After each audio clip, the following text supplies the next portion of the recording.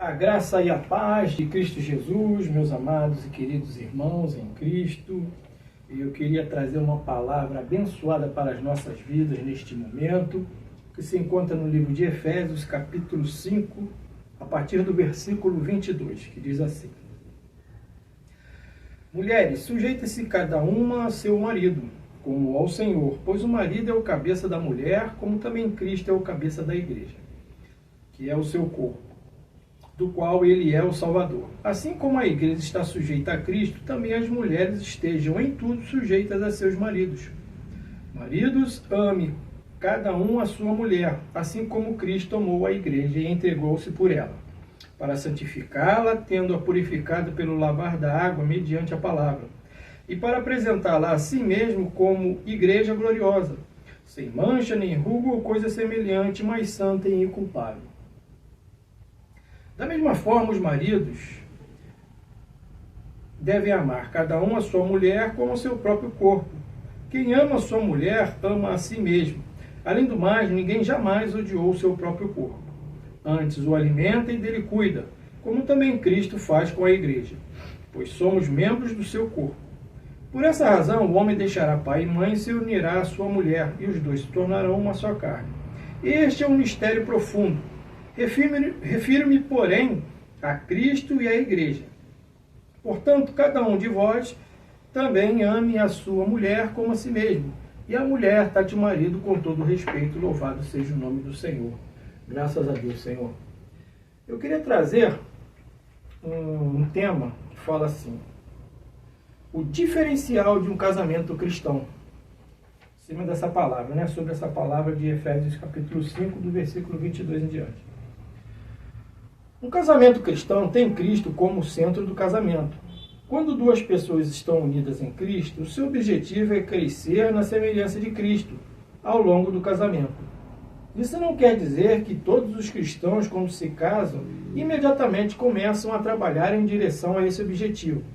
Muitos jovens cristãos nem sequer percebem que esse é o objetivo principal, mas o Espírito Santo presente neles trabalha com suas vidas, amadurecendo a cada um para que a meta de semelhança com Cristo torne-se cada vez mais clara.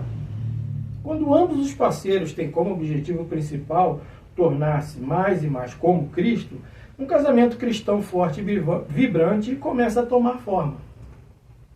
Um casamento cristão começa com o entendimento de que a Bíblia dá uma descrição clara dos papéis do marido e da mulher, encontrados principalmente em Efésios 5, e de um compromisso para cumprir essas funções.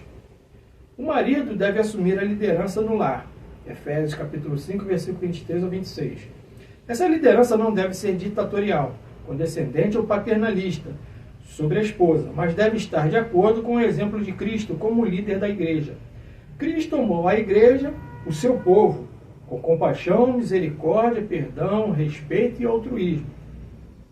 Desta mesma forma, os maridos devem amar suas esposas. As esposas devem se submeter aos seus maridos, como ao Senhor, Efésios capítulo 5, versículo 22. E não porque ela deve ser subserviente a ele, mas porque ambos devem sujeitar-se uns aos outros no temor de Cristo. Efésios capítulo 5, versículo 21. E por que deve haver uma estrutura de autoridade dentro de casa, com Cristo como o cabeça? Efésios 5, 23 ao 24. O respeito é um elemento-chave do desejo de se submeter.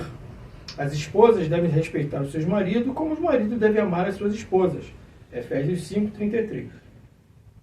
O amor mútuo, respeito e submissão são a pedra angular de um casamento cristão, construído sobre estes três princípios. O marido e a esposa vão crescer à semelhança de Cristo, aproximando-se um do outro cada vez mais, ao amadurecerem em obediência a Cristo.